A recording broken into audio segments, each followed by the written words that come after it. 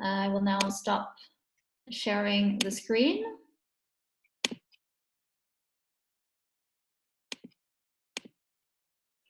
Hi, everybody. I hope you can all see me and I hope you can all hear me. Everybody at the moment is currently muted, and that is because I will be giving a few quick introductory logistics remarks and we'll get started with our content. So thank you for being here and welcome to today's webinar for the UNESCO Global Network of Learning Cities. Today's webinar on family learning and community support in the context of the COVID-19 crisis. This is our fourth webinar from our thematic webinar series. Each week we dedicate a webinar to a specific topic. And so this week is particularly focused on family learning and community support. Today's webinar will last 1 hour. The format is similar to that of last week's for those who have been able to participate, which means that we'll be listening from individual presentations from experts as well as learning cities, and we'll be asking a question at the end of each presentation, as well as we'll be providing opportunity for a Q&A at the end of the session for participants of the webinar to engage with the different speakers. If you're interested in hearing from us after this webinar, feel free to send us an email. The email address will pop up in the chat bar. And just so you know, you will be able to use the chat bar throughout the duration of the webinar. You can ask your questions there. If you're having any problem, there's an option to raise your hand and we'll engage with you through the chat bar at that particular point. During the Q&A session, we'll be taking your questions through the chat bar. If there's a particular question you want to ask directly to a participant, please let us know in the chat and we'll do our best to make sure you're able to engage directly with the different participants. So to get us started, last point, we are about to record this webinar and doing so now. So the webinar is recording. Welcome everybody, just for the sake of the recording. To get us started, I would like to invite Ms. Rakat Zordoshalieva, the team leader of the Policy Support and Capacity Development Learning and Literacy Expert, Family Literacy Expert at the Institute, UNESCO Institute for Lifelong Learning, who will start today's session by providing a few welcoming remarks. Rakat, the floor is yours, and I will now unmute you. Okay, I hope you can see me. Okay. Thank you, Marie. I would like to thank everyone here today for their participation in the fourth webinar as we explore the role of family and intergenerational learning and community support in the wake of the COVID-19 crisis. During this seminar, we'll hear more from experts as well as the cities, part of the UNESCO Global Network of Learning Cities responses to the COVID-19, their strategies, and the impact thus far of the measures taken in their local contexts. According to the latest information from the UNESCO Institute for Statistics, an estimated 1.6 billion learners are affected by the school closures globally. Many governments across the world have pledged to continue providing education to children, youth, and adults. To this end, some governments have resorted to high and low tech solutions. It's clear that many governments and people, families included in it, are learning on their feet about the limits and opportunities of such tech and non-tech, low-tech solutions. One of such experiences that we hear more often these days is the fact that increasingly adults, parents, and other caregivers in the families are expected to take an active role in supporting and monitoring children's and young people's learning at home. This results in the partial shift of the responsibility of school and the teachers to their shoulders. Traditionally, and before this crisis has begun, it has been mostly female adults who provided support to children's schooling as well as general learning at home. Some argue that in the current context or situation, the workload of women in particular has been doubled or tripled, especially in those families where mothers are also working remotely. Moreover, the assumption that parents could function as a guide and facilitator of their children's learning may be far-fetched reality. We know that an estimated 750 million youth and adults globally do not have basic literacy skills, and this is pre-COVID-19 crisis issue. Hence, the assumption could be misleading if these adults are expected to shoulder the responsibility of schools and teachers to provide instructional support to their children's learning.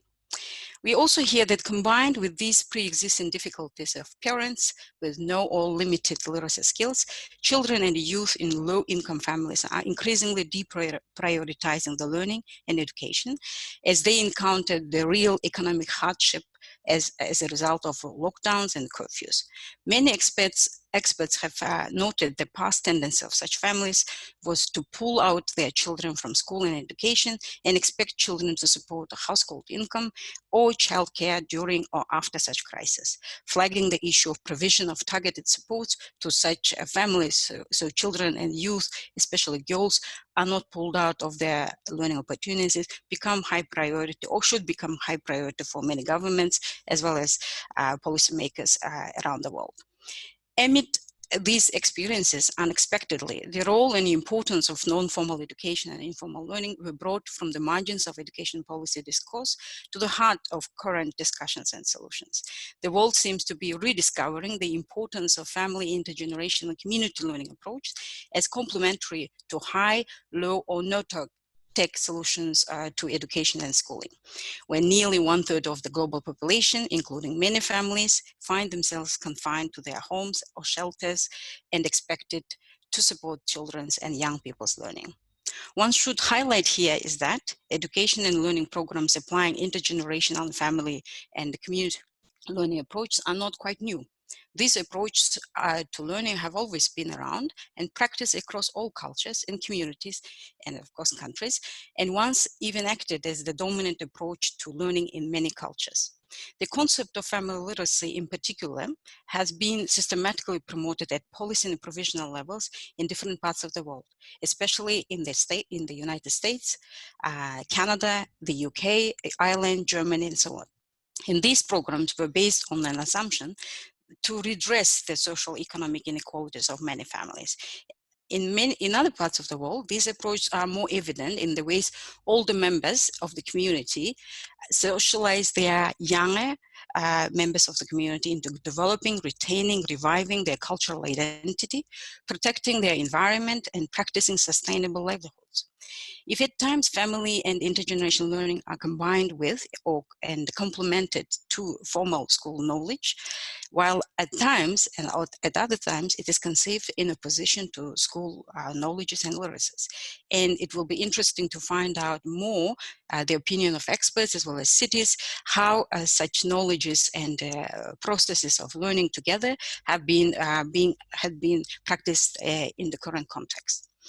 Predominantly, such approach seem to pay more attention to children, their learning and well-being, and believe that parents are simply a means to help children with their learning and development. We should not, however, overlook parents and other caregivers' own learning needs and perspective in the current context. The notion of family, in reality, is not a nuclear family, as we all know, but it also includes the members of the extended family. This includes siblings of older ages in the families, uncles, aunts, cousins, grandparents, and even neighbors. In the current context of the human mobility, we also know and the need to acknowledge the reality of many families whose adult or younger members live apart in different cities or even countries. In such context, the extended family members attend to different needs of young children as well as youth, including their learning and well-being. And our approach to family learning and community learning should also not forget this reality of many people around the world. Family and intergenerational learning should not be a solution to school and the education crisis only. Rather, it should be seen as an important tool and approach to empowering individuals within families and communities. In the context of current crisis, the intergenerational learning practices and community learning practices offer a possibility to ensure the educational continuity of both children as well as adults by organizing structured, also informal learning among all family members. In the context of limited print materials, we also need to highlight the use of available authentic materials for learning, oral culture in promoting different values and developing different kinds of skills which are required or even needed in the current context. With this, I would like to start with introducing my colleagues around the table. I'll start with the opening remarks with Mr. Yvon Labège. If Yvon is here, it will be nice if he could start. The president of the College Educate Center from Vancouver, Canada, who will give us an overview of effective program organization and the role of learning as communities in the context of current crisis. This, after Yvonne, if he's here, after his presentation, we'll invite Ms. Gabrielle Grabkin, psychologist, educator, lecturer, and the former manager of the Fly Hamburg project, family literacy project in Hamburg, focusing on the role of family learning, as well as sharing her experience at the city level, where she has been working on different programs in Hamburg. And we will follow after that with 2 presentations from cities. We start with Ms. Zeman, Deputy Director of the Social Innovation Laboratory from the city of Gdynia, Poland, and followed by Ms. Creedon, Access Officer, Cork Institute of Technology from the city of Cork in Ireland. My colleague Marie McLeod will be your moderator for today and will help guide this session to make sure we come out of it with concrete city level, but also community and family level strategies that can be shared with our network and around the world. Marie, back to you. Thank you, Aikat. Thank you so much for that really helpful contextualization of the topic as we get started. And just to reinforce that point, today's webinar is really meant to engage with our understanding of what we mean by family learning and how do we understand the sense of community that has really grown in parallel to the crisis. So it'll be exciting to hear what is happening at the city level and also what our experts have to say about this particular topic. I'm not sure that Yvonne Aberge has managed to join us quite yet. We'll give him a little bit more time, given that he has quite a few time zones different to ours. So we'll start with Gabrielle Rapkin on this topic. Gabrielle, I'm going to unmute you, and if you could please launch your video. You're welcome to start. And just a reminder, Gabrielle Rapkin is from the city of Hamburg, and she is also our expert on the topic of family literacy, as she works on the family literacy project in Hamburg. Gabrielle, are you here? And if so, can you please? Yes. Do you see me? Do you hear me? Yeah. Thank you very much for giving me the chance to share with you some experiences in Hamburg during these difficult times. As Yvonne will mention, that there is a huge variety concerning family literacy and family learning programs. Some are exclusively for children, others are for children and parents, or only for parents. The place to learn can vary as well, for example, at home, in schools, or at other locations in the community. Family literacy in Hamburg focuses on children, but has many impacts on the whole family. It takes place mainly in schools and kindergartens, and sometimes happens in other places in the community, for example, in libraries. It focuses on literacy in combination with creative approaches like painting, storytelling, and is a multicultural approach. Talking with each other is a very important topic as well, no matter in which language. Nearly 50% of all children in Hamburg have a migrant background. Why is family learning so important right now during the Corona crisis, and under which conditions is it possible now? As you might know, all schools, kindergartens, etc. in Germany are closed since mid-March, and we do not know how the situation will develop. This is a huge challenge for all families, especially for those who have to work in home office, for families with small apartments, etc. There is a growing rate of aggression in families. All playgrounds are closed, museums, libraries, etc. are closed as well. Children are not allowed to be outside with more than one other child. It is highly recommended that children should not meet their grandparents. We all understand that this situation is extremely difficult to understand, especially for young children. How can we support the families mentally in this very special situation? Let me start with telling a little story.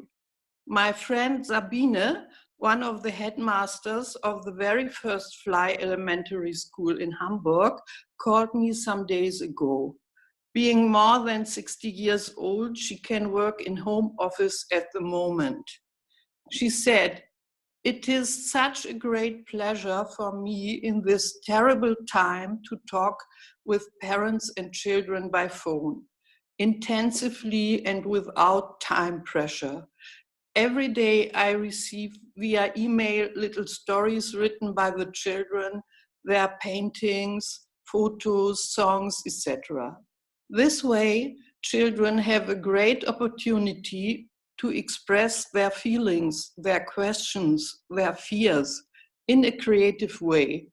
Sabine and I deeply agree that emotional family learning should be a very important issue, especially during these difficult Corona times.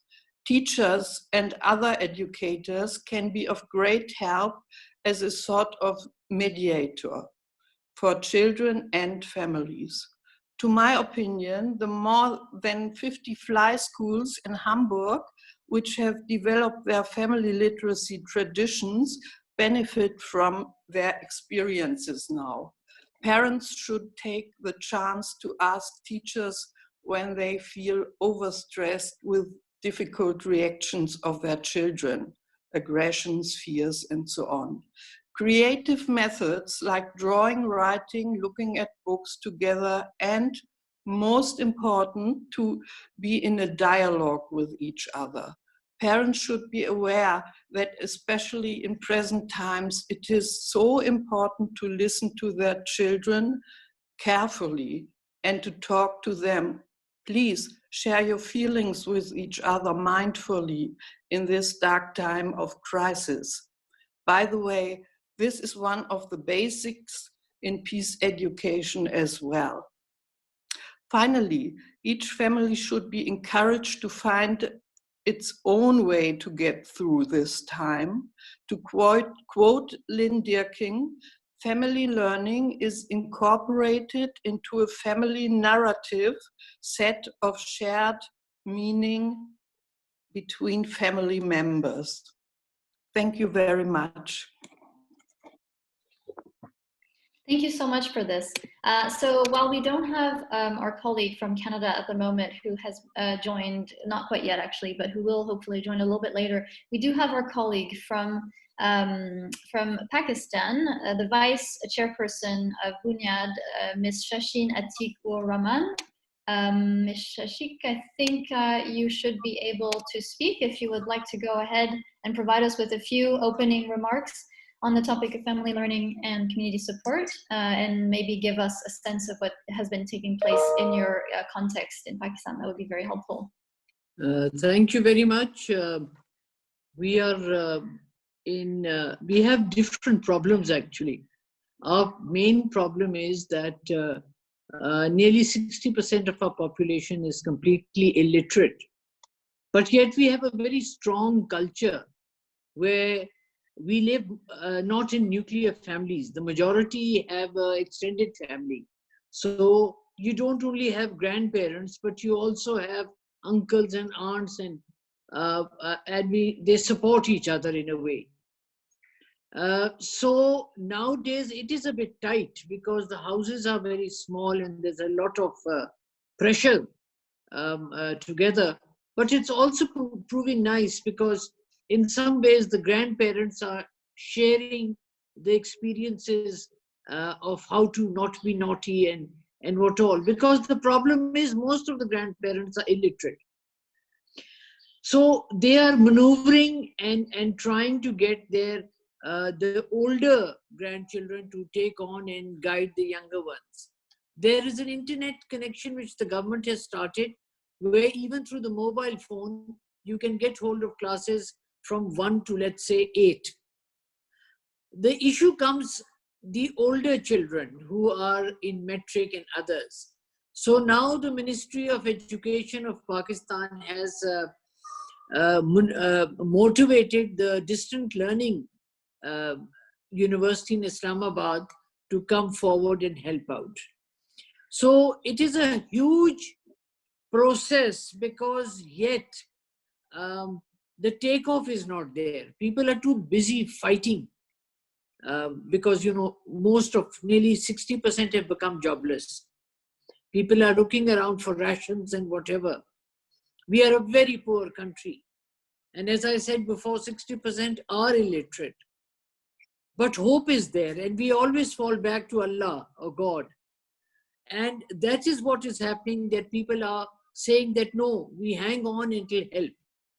Parents are, more than parents, the grandparents, older aunts and uncles are reading out from the holy book to the younger children and guiding the middle level children, that is between let's say 7 and 14, how to understand the Quran Sharif, the holy book.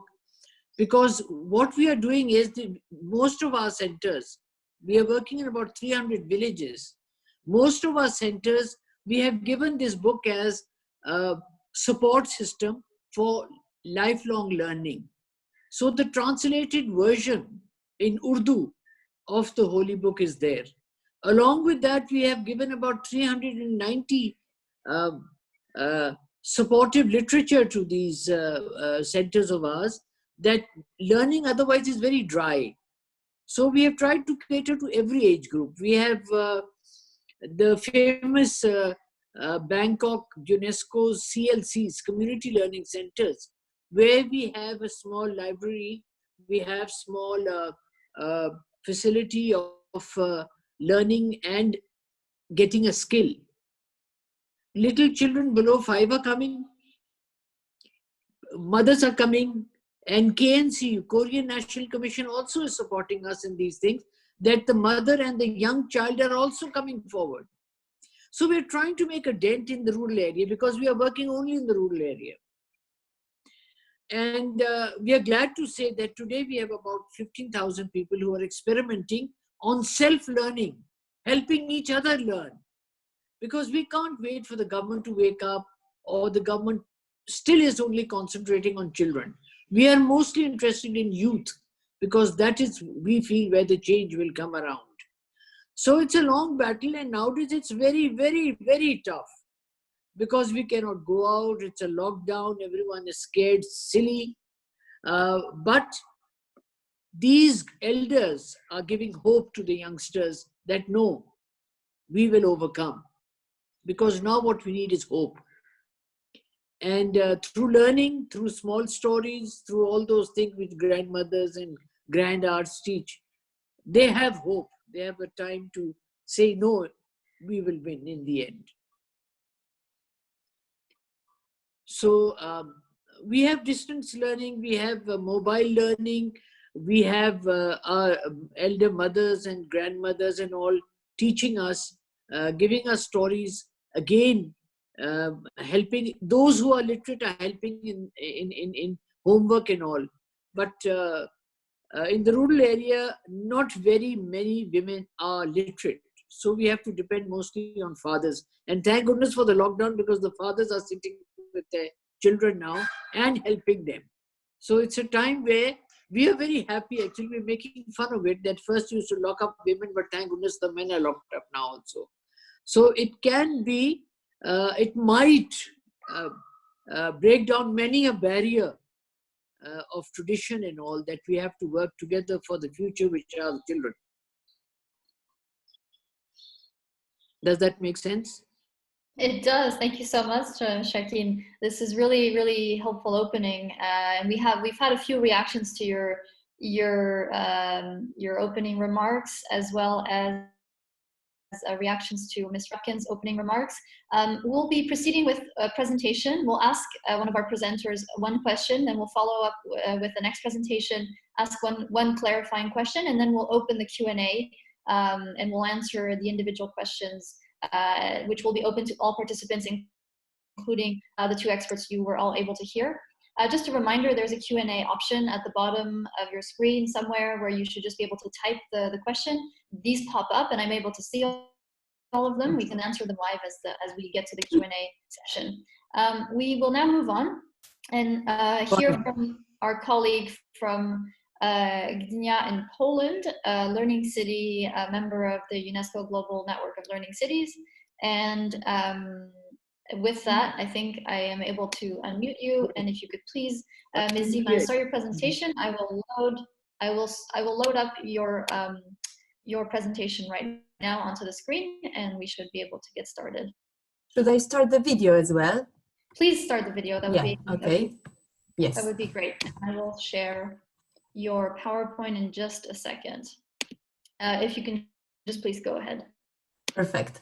Hello from Gdynia, from Poland, the city of 200,000 inhabitants placed in the north of Poland at the Baltic Sea. We've been in the UNESCO Global Network of Learning Cities since July 2019.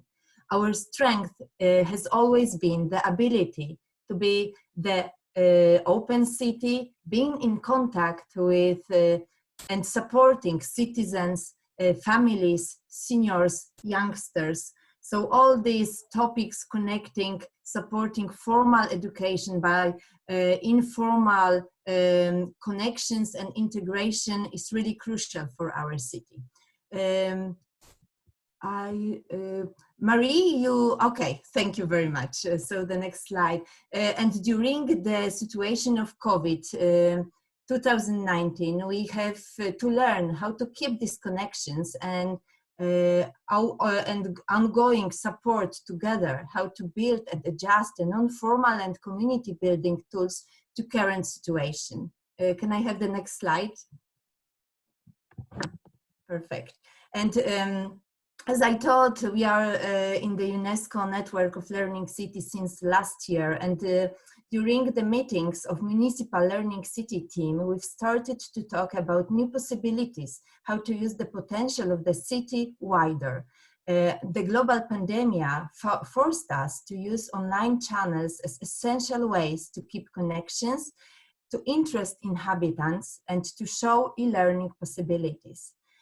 For parents staying at home with children, for young people, for students, for teachers, and for seniors as the most vulnerable groups of our citizens.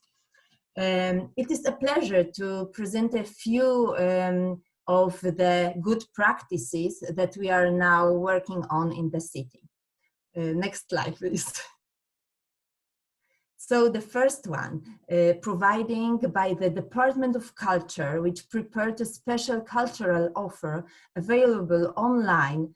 So theater plays, movies for families, a special interest in put on the offer for children and their parents, and also seniors as well.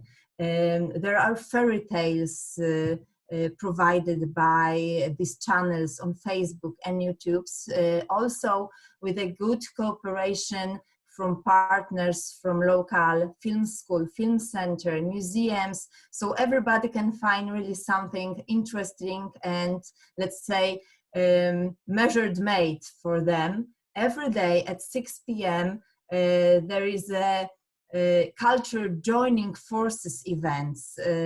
So with this intergenerational approach, it is possible to join, to see, and to participate online in cultural events.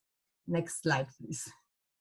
The next practice by Gdynia Library are recommendations for families, for all people locked at home, because in Poland and in Gdynia also schools, kindergartens, all facilities like libraries, museums, everything is closed.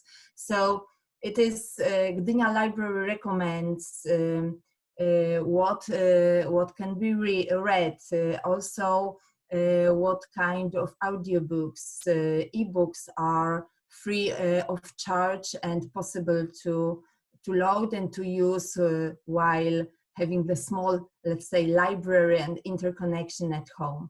There is also a special literary messages with lots of ideas prepared every day, and they are also spread not only by Facebook but also by official Gdynia page, so everyone of course, who has the access to the internet. It's always, and it's still the very important topic, that all these activities that are online are suitable and available for people who have this connection. The big problem, the challenge is how to reach and to support these people and these families, senior especially, that are not connecting with the internet. And then volunteers, Gdynia Welfare Center and other institutions and just people are really the most important value this time. Next slide, please. Very important role this time is for the Department of Family Policy, because this unit invites for online meetings with psychologists, psychiatrists, a midwife, various educators. All experts provide online visitors with reliable knowledge, give support for those staying at home, inspire with ideas, and help carry out family activities. There is a special online series with actors, but also local leaders reading fairy tales, and it takes place regularly at 11 a.m. So parents with smaller or a little bit older children can join and can have this good time together to build these connections and integration. Another slide, please. Also, the very big impact is put on seniors, as it is extremely important to keep safe our senior citizens. The third-year university offers now the university online, and there are lectures on psychology, genealogy, music, literature, foreign languages, but also non-formal, let's say, classes like theater, art, dance.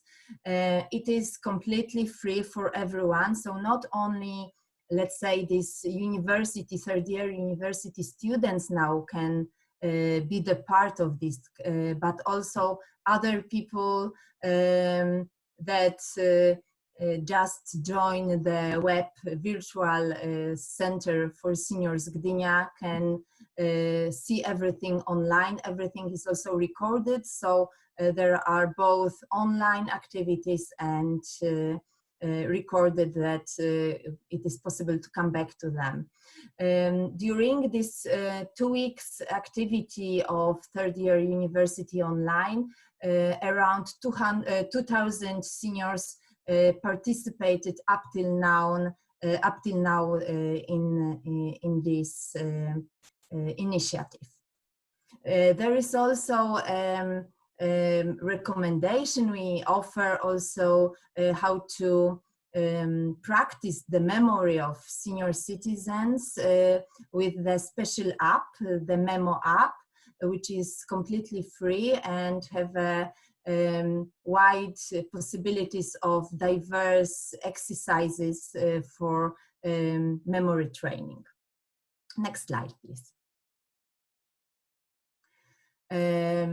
Also, our municipal neighbors centers now build these connections and operates online with communities, with families, by sharing diverse recipes, like for healthy snacks, for example, with pictures or small videos, also instructions for homemade disinfectants, diverse do-it-yourself ideas.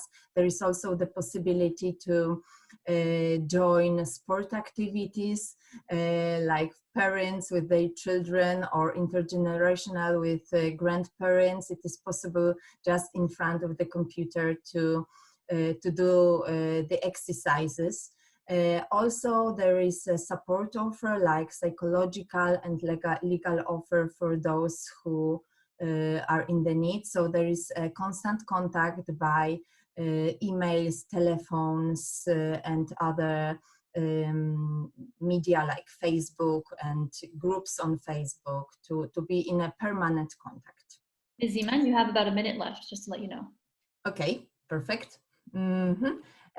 Also, the Center for Sport Gdynia offers online exercises for younger and older, also the virtual talks. Everything can be loaded from the website and on the Facebook.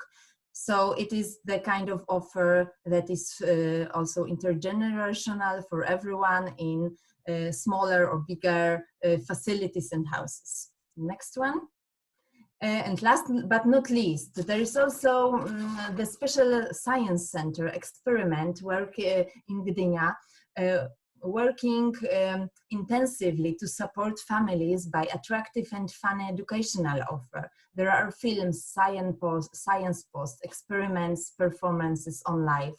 Every day at 5 p.m. Educational film is published, and up till now around 20,000 people watched all these films. These films are shared by also local radio, schools, kindergartens, and other media. So there is also the big support for these formal educators that work with children on this today basis. And summing up, there are lots of more support actions. People sew protective masks, provide meals for medical staff at hospitals, people help with shopping for families with smallest children, seniors located at home. So this feeling of community, it is really the most crucial value that now we have during this unusual and difficult times. So let's keep safe and together. Thank you very much. Thank you so much for this. And it would be great if we had more time, but unfortunately these are quite short. So we have time for just a really quick question, if you could keep your answer to under a minute. But a lot of questions have come up. We'll get to them later and ask them to our other city of Cork as well. But just there's a question with regards to how well are you able to reach out to the different populations within your city in terms of people without access to technology or digital devices? And generally speaking, would you say that your programs are widely used by the whole population in general? It is for me, the question, yeah? Yes. Okay. Because of course it is, there are initiatives to provide with the equipment people who up till now didn't have the access to the internet, but these are municipal initiatives working with local business, but also grassroots initiatives, NGOs that involved their potential into that.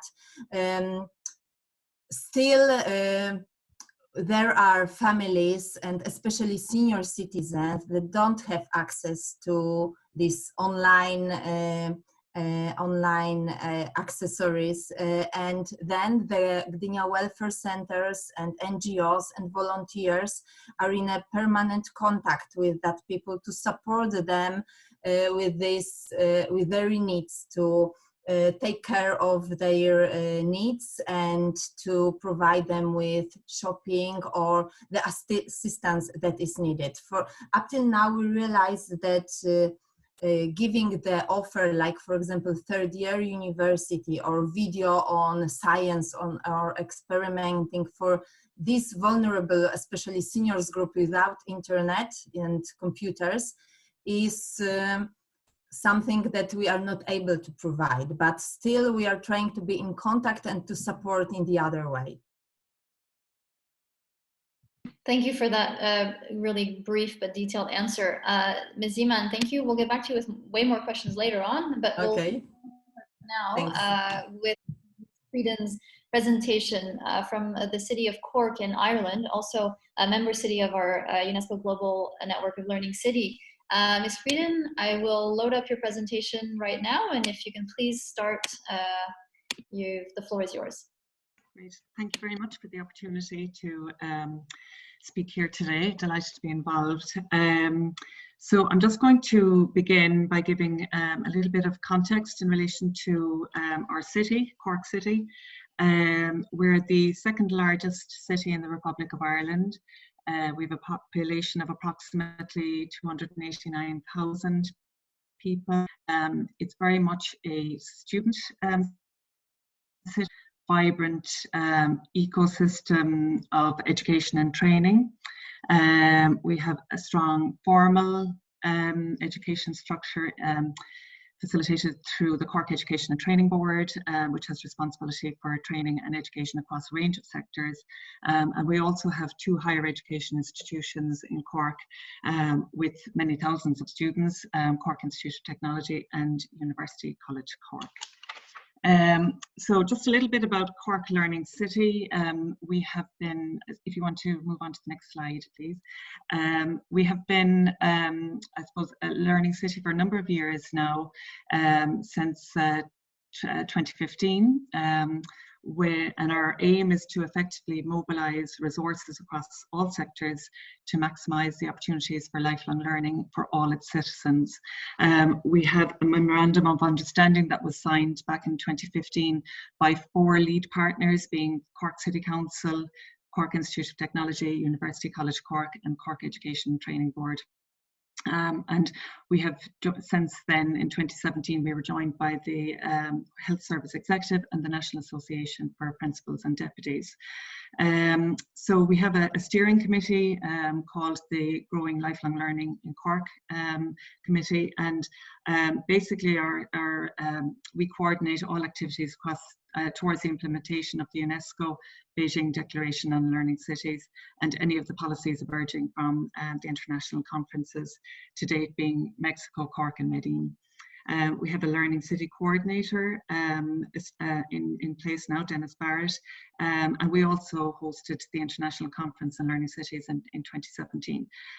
Our focus, our call to action as established at that conference, is to focus on green and healthy cities, equitable and inclusive cities, work and entrepreneurship, and our motto very strongly being leave no one behind, working towards the Sustainable Development Goals. So if you could move on to the next slide. So just to give you, paint you a picture around the COVID situation in Ireland, unfortunately, since I developed these slides, that the number of cases and deaths have increased. The cases now exceed 5,700, and unfortunately our deaths have risen to over 210 deaths, and Cork is has the second largest number of cases in Ireland. So if you can move on, please. I suppose just to give you a bit of a timeline in relation to the government response, our first case of COVID was found here in Ireland on the 29th of February, and on the 13th of March the government announced the closure of schools, preschools, further and higher education colleges, initially up to a period up to the 29th of March, which has now been extended. On the 19th of March, our Minister for Education announced that the oral and practical exams that make up the state exams in June, they were due to take place at the end of March up to April. They were cancelled, and all students were awarded full marks for those exams. On the 26th of March, the government put in place a scheme to allow for the school's meal programme to continue, to allow for young people to get nutritious meals on a daily basis. And all our schools are now closed up to the 19th of April at the earliest.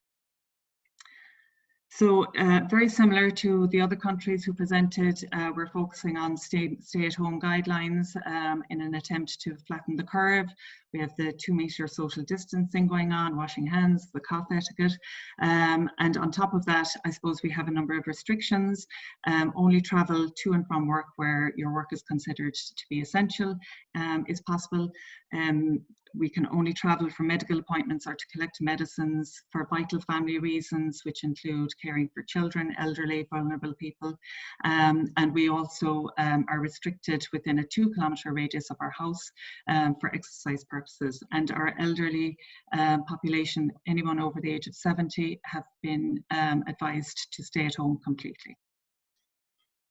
So I suppose in terms of addressing the issues and the challenges that COVID present, we have a number of different existing programs that was developed through the Learning City that have allowed us to, I suppose, our communities a little bit more. Some of you may know that we have a learning festival that has been in place that happens annually since 2004.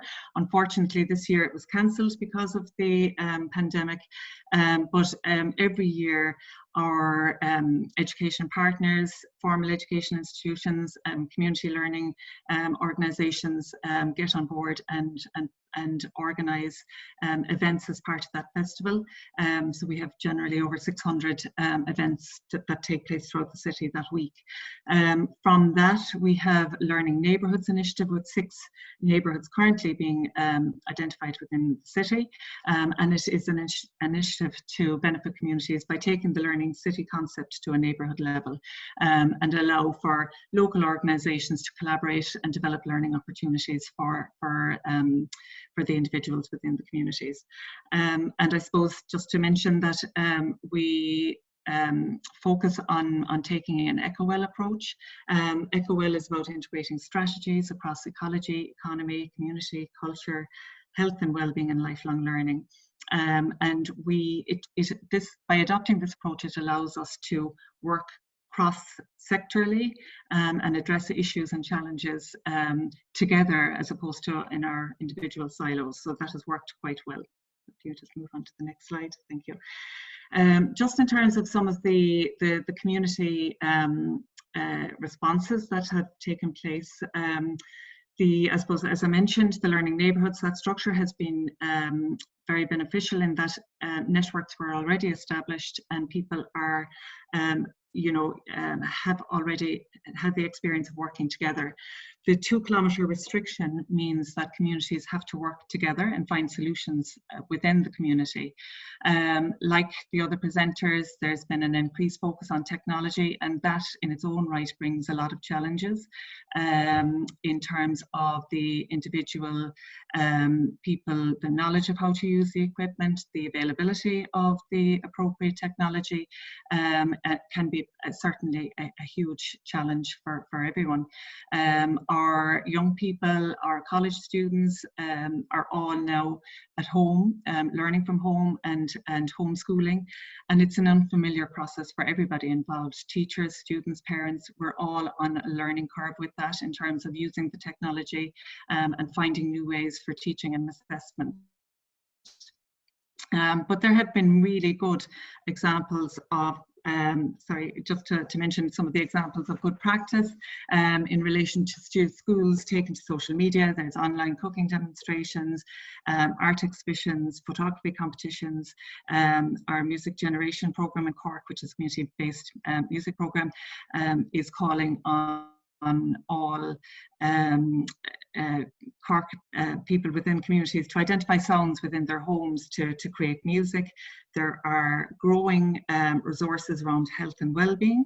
Our sporting organisations have risen to the challenge and have set in place a volunteer programme that allow young people to be active and connect with our older generation within the community, so that there is that level of connectivity. And similar to our previous speaker, some of the older generation, sometimes we have to be very careful of how we present the information, because they may not be familiar with the technology that we use.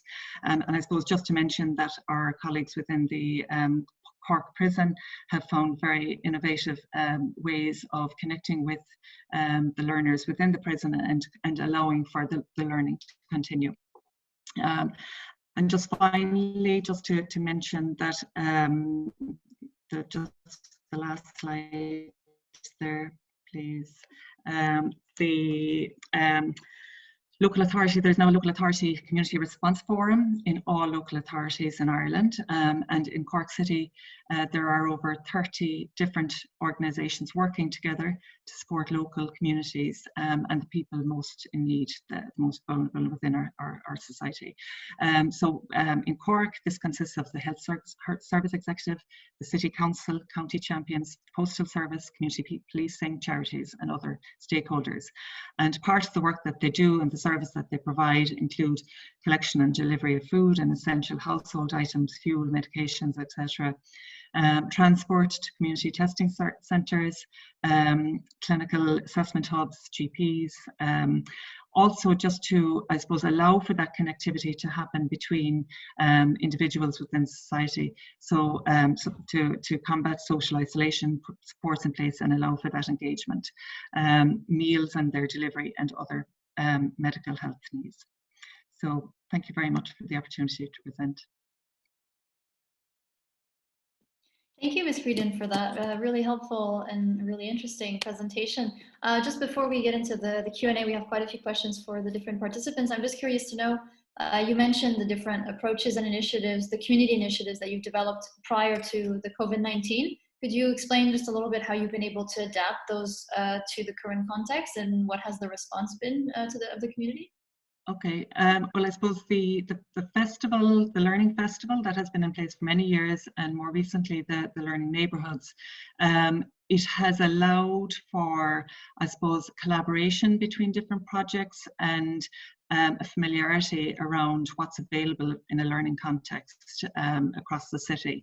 And people, Cork is relatively small in terms of the population, and it is very well connected because of these networks that are already established. So because we are now forced to, I suppose, restrict our movement and stay at home and be community-based, having these existing networks in place and the fact that people already have that working relationship has been very beneficial. Thank you for that. I'm now going to start taking questions directly from the Q&A little box there. We have quite a lot of questions, so I'll try to gather them in a way that makes sense and for all participants to be able to respond. This is a really interesting point that was raised. How would we define communities as compared to families? As when advocating for mentioning of the role of parents and families in formal education, there is resistance to include families and communities. And we talk about parents and families. Maybe Gabrielle, if you are here with us, if you care to give us a first maybe remark on that question. Can you repeat it shortly? I did not get the point. How would we define communities as compared to families when we? Yes. So okay. Go ahead. Yeah. Okay. I think families are the most important and intimate connection to the children. Community is then would be ideal if the families go out into the communities, and nowadays communities are very open to make programs, but I think the nucleus is always the family. And we should focus on the family and on the individuals there, and the teachers should introduce them to the community. I'm most of all thinking about the parents with migrant background and a low income, this target group. They are often afraid a little bit to enter a museum or a theater or something. So again, teachers and educators are a sort of mediator, and they try to encourage the whole family to go there together with the children. Thank you so much. Is there another participant that would like to give a few remarks on that question before we move on to the next? If I may, Marie? Go ahead, please. Okay, I think the question was about the resistance of acknowledging the families and communities play or role in the education policy documents. I think it's correct. I'm reading some of the messages here and then responses. I think we have an opportunity if before it was, the stress was on the formal education, sending the kids to school and responsible of schools and teachers, currently non-formal education and informal learning through families and communities have actually been brought from the margins of their educational discussions and discourse and policymakers' attention at the core of the solutions. I think I heard the day before yesterday the Ministry of Education in my own country, in Kyrgyzstan, highlighting the importance of parents as well as family members to support the children's learning and young people's learning. And I think I don't think it is important, it is just enough for governments and the ministers of education to acknowledge the fact that families and communities can play a role in the education and learning of the children, but acknowledge the fact that their parents, adults themselves, have learning needs. And I think we need to acknowledge that fact. I think Gabriela has highlighted, and Shaheen and the city representatives have highlighted the role of informal intergenerational learning. And in the context of many countries, when the technology do not necessarily become a solution, rather it becomes actually a challenge for many of the teachers and schools and education providers, we actually rely on the informal learning to support each other emotionally through this crisis. I think it's critical for us to acknowledge these facts and to highlight the importance of learning as families, intergenerationally, but also informally. Thank you.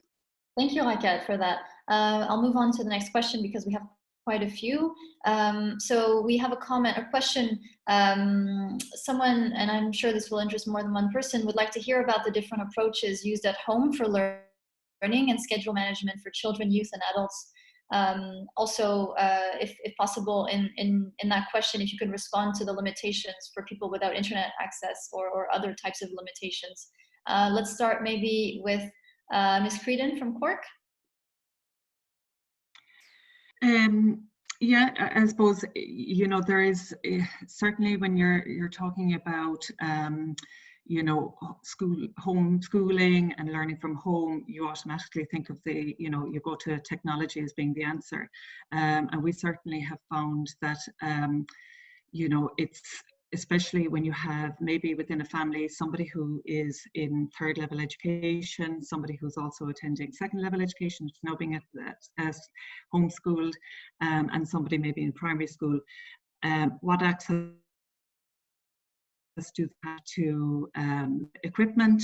What access do they have to broadband in terms of getting online materials? It's certainly a challenge. And you know, there are limitations sometimes in terms of the equipment that within a family, it might be a shared resource. So even in terms of the time that you can get to access your online work might be very limited. So I suppose, you know, one of the approaches that has been taken within Ireland, for example, in terms of homeschooling the primary school children, is that the instruction is happening through the TV networks. So there are, you know, there's an hour each morning that is happening on television for young people. And I suppose, you know, we're certainly conscious that within the students within Cork Institute of Technology, some of them may only have access to the internet on their phones, and that's a difficulty. But I know that within our own institution and colleagues within University College Cork, we have identified funding opportunities for students to, I suppose, you know, make applications for funding to buy equipment and that type of thing. So, you know, we're trying our best to, we're conscious of it, and we realize that it's a challenge, and trying to come up with ways of addressing it. Thank you. Ms. Zeman, if you care to add a few comments on that before we move on to the next question. Yes, as I mentioned before, it is also the big issue and the challenge, not only for Gdynia, but all the communities, bigger and smaller cities. But in Gdynia, for example, there are also initiatives made by high school youngsters, students, to primary school children, helping them and also supporting families, parents with, let's say, this home education, because of course, especially talking into primary schools and children that are not able to be in front of the computer and listen to their teachers because they are too young to put their attention for a longer time. It is really a big challenge for parents also working from the distance, from home, together working and being supporting their children while this home education. That's why all these, let's say, non-formal education initiatives provided by Science Center, Experiment, Library, Familial Center, Neighbors Center can help with other materials, videos, tutorials to just gain from the education now what is the most important for us, not only the let's say straight knowledge, but the competences and also the ability where to find information. Thank you. Thank you for that. We are running out of time, but I will ask one more question, and I will invite people to stay online after to use the Q&A session and for participants and panelists to try to answer people. So we have a question regarding intergenerational learning and family support.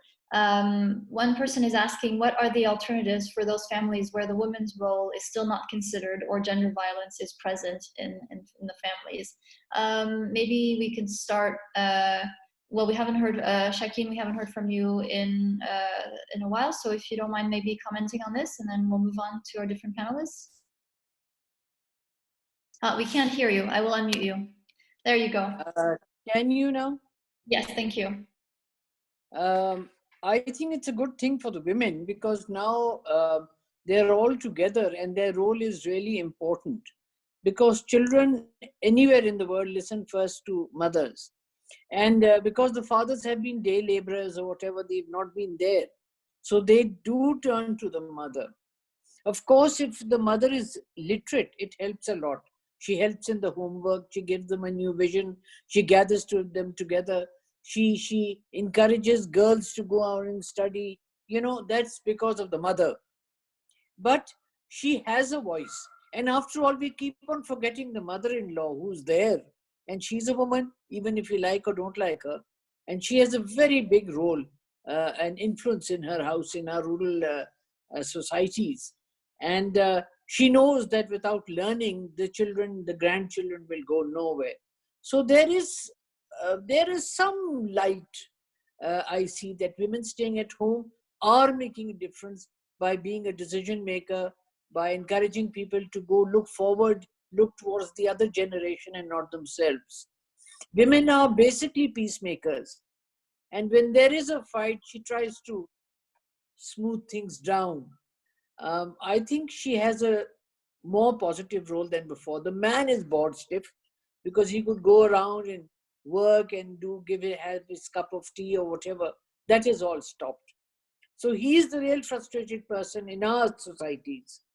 Let's hope this whole thing blows over, because it is very difficult to stay in a small house and not get under each other's feet. Does that answer you? No. Thank you. No, it does. We'll move on to comments maybe from Ms. Creedon, then Ms. Zeman, and we'll wrap up. You see, sorry, I just wanted to tell you that our situation in Pakistan and a lot of rural Asian countries is different to what the other panelists are. They're all got 100% literacy. They're all got 60% middle class. Our middle class is not even 7%. So the balance is very difficult. What I'm trying to say is very different. For example, adult education for you means something else. For me, it is how to make an illiterate literate. So it's adult literacy. So there are a lot of difference between the West and the East as far as developing and developed countries are concerned. I mean, you have no problem. You just put on the tap. Our woman has to go 4 miles to collect water. So the whole thing is different. Our women are the backbone of our society. And now with the man at home, they're realizing it. Thank you. Sorry. No, thank you. Ms. Frieden, please go ahead. Yeah, just in relation to the intergenerational learning, you know, I think since the pandemic, you know, there is a lot of pressure on parents, I think, you know, from at lots of different levels, but certainly in terms of taking on that role of educator, you know, on top of everything. I suppose some parents may be both working from home, and now trying to establish a good learning regime for children. It in possibly confined areas, confined environment can be very difficult. Certainly what we've found anecdotally from some of the students that are within our college is that they are actually taking on some of that role of educator. So it's the older siblings that are maybe stepping into the mark where parents might be a bit overwhelmed at what is, I suppose, expected from their children. Older children are sometimes stepping into that mark and playing the role of educator or supporting their younger siblings, which is very encouraging. So I think that, you know, the situation isn't ideal, but there's certainly learning to be had from it, and I think people are just trying as best they can to get through. Thank you for that. Ms. Zeman? What I would add to that is that this shows that the psychological connections and support is really important, and especially we see the situation in families where children don't have such a support that it should be from their parents or grandparents, because we have to realize that there are families where the members of the families don't feel good together, and there are different situations, even very difficult, and it is nowadays also important to give the possibility to have this possibility to ask for help for these people even. So the kind of trust funds or other facilities that could be a kind of backup if something is really going wrong in such a family. They are also important. Mm-hmm. Thank you so much. Ms. Hrabkin, if you want to answer under 30 seconds this last question, please go ahead. Yes, so in Hamburg we have the situation that we have to do a lot of intercultural learning. Many families have a different cultural background, and teachers are mostly German background, so they really have to learn from each other in order to understand each other. In family literacy in Hamburg, 90% of the participants in schools are mothers, but we would like that more fathers would participate, and now there is a program, fathers groups and so on. Increasing number of grandparents, they are very active often and would like to share also with their grandchildren in school and participate. And as was said, most of the parents are in their jobs and they have no time. Time is the biggest problem. Yeah. Thank you so much. I just want to let everybody know and remind everyone thank everyone for having used the Q&A option for today's webinar. It's very helpful to be able to ask the questions. I will say we've received about an additional 25 questions we haven't been able to address, some concerning, for instance, the position of the parent becoming a teacher in facing children that now have to see their parents as teachers. What does that mean in terms of communication for them? What role does that play in intergenerational learning? We've received comments about the weakness or the absence of programming from institutions and teachers, and potentially something to engage with would be the synergy between spontaneous and informal learning on one side and high quality content from institutions on the other. We've received many questions regarding technology and access to education. and questions about the option of having courses on the topic, how to validate the results of informal intergenerational learning. So all this to say, thank you so much for everybody's participation. We'll do our best to answer these questions now. And we would invite you to also come and listen to our upcoming webinars, in which we hope to answer additional questions with regards to this topic as well as others. We'll be meeting weekly every Wednesday from 1 to 2 p.m. Central European time. And we will also be meeting for special edition webinars, and so is the case tomorrow. From 4 to 5:30 p.m. we will be having a special webinar on measures taken in Latin American and the Caribbean region in different cities from that continent, where we hope to hear from all the cities in terms of how they've been able to deal with the crisis. This will be in Spanish. We hope that you're able to join. And next week, we'll be speaking about higher education and the role of higher education in the case of the COVID-19 crisis. The schedule of webinars is uploaded onto our UIL website. If you go to uil.unesco.org, there's a first page landing where you're able to find all the events listed. We do hope that you're able to join us next week and the following, all the way until June. If you're interested in hearing from us, and if you want to subscribe to the UIL mailing list, you're welcome to send an email to the address that will pop up in the chat. It's popped up throughout the chat so far. We'll just keep adding it so that you know where it is. Please don't write your emails directly in the chat. We're not able to keep track of all of those. Unfortunately, there's too much popping up there.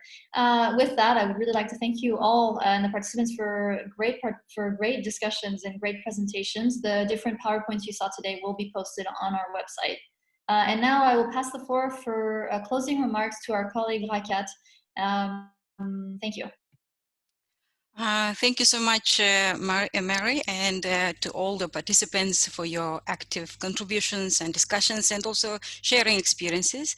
I think before closing the webinar, I would like to reiterate a few points which have been discussed either by the panelists, but also the participants themselves. I think what I won't be doing the justice to actually summarize everything in perfectly succinct manner, but I'll try my best to highlight 2 points. One point is from the cities of Gdynia in Poland and Cork in Ireland. I think what your experiences have highlighted is not just you are creating opportunities just now because of the crisis, but you are actually using existing pre-COVID-19 crisis programs that are already there, engaging families, communities, and intergenerationally, actually acknowledging the fact that we learn as communities, as families, not just beyond school walls and the university lecture rooms. And I think that's important. What you have highlighted so far is the importance of activating these opportunities, enriching them using different kind of technologies if possible. I mean, in both cases, there was a highlight about technology stepping in and supporting, and the creation of different kind of digital platforms and communities to support each other as families and communities go through this crisis together. I think in helping each other to survive, to go through this crisis moment. I think, I hope that the cities like yours will continue enriching their databases and experiences and collect all this information in a certain form of open educational resources where other cities can learn from your experiences. And I think another thing which I want to highlight are those 2 points which were highlighted by our colleagues from Hamburg, Gabriela, as well as Shaheen from Pakistan. I think what we heard from them was the importance of paying attention to formal and informal intergenerational learning approach. In the Hamburg case, it was more about the How Fly project, which was existent already for several years, nearly a decade, has been activated and continued working with children and their families remotely. I think that's a good sign, and also focus on the more support, psychosocial support to parents as well as children, and creative use of different kind of methods to engage children in their learning, but also parents, especially those who are of migrant backgrounds.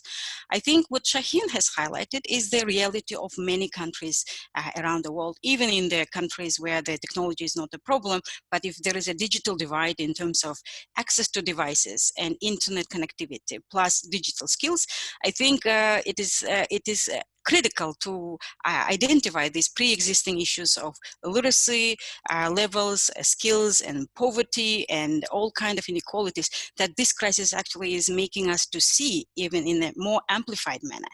And we see that how inequalities has impact on our lives and on our actually lives as communities and societies.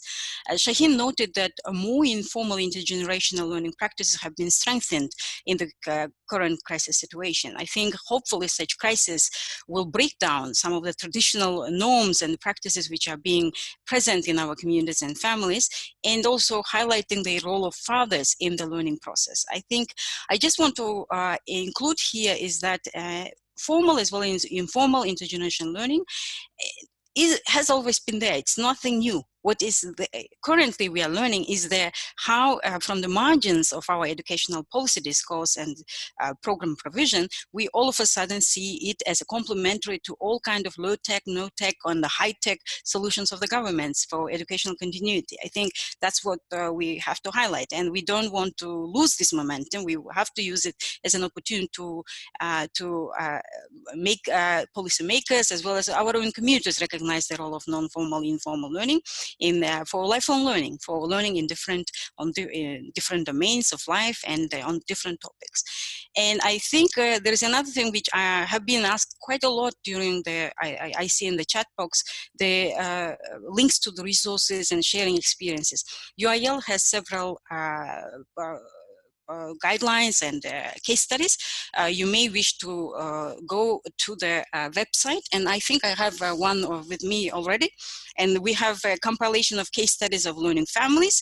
Here you also learn about the role of the fathers in the learning of the children, and as well as their own learning, and how young family members are also supporting the learning and literacy of the older family members. So cases of Guatemala, from Turkey fathers literacy programs, and different other cases included in this file. I think Mary will actually send, if that's okay, the link to or we will include it in our website, the link to these resources. Having said that, we also recognize the current situation is not normal. So we need to identify different other experiences which are being already generated since we have actually been in the crisis situation. I think collectively we need to identify these resources, put together, and then keep sharing with each other. And I'm sure there are a lot of practices which we don't know, and we'll be happy to have some of these ideas together and somehow put it together. And I think with that, I would like to, end. Please send any actions or responses that you have as plans in your cities, in your communities that have been developed to respond to the crisis. We will, I think, as Mari and our colleagues said, that they will post them on the website and share with other cities, not just learning cities, but available open access to everybody to learn from. And please also note that we'll have more different documents that we have mentioned. Probably the presentations also will be available on our website and circulated among the GNLC cities, but also with the participants. Probably Mary will put them again on the website. Thank you so much. And I think we also have UIL newsletter, which you could subscribe to. And I'm sure that my colleagues here will be helping with that as well to receive more invitations. And thank you so much. And it has been a pleasure to be on this webinar together with all of you. Thank you. Have a good afternoon. Thank you, Agat. And just to let everybody know once more, the webinar was recorded and will be uploaded to our YouTube channel. And note that a written summary for each webinar will be uploaded on our website. Thank you, everybody, and bye-bye.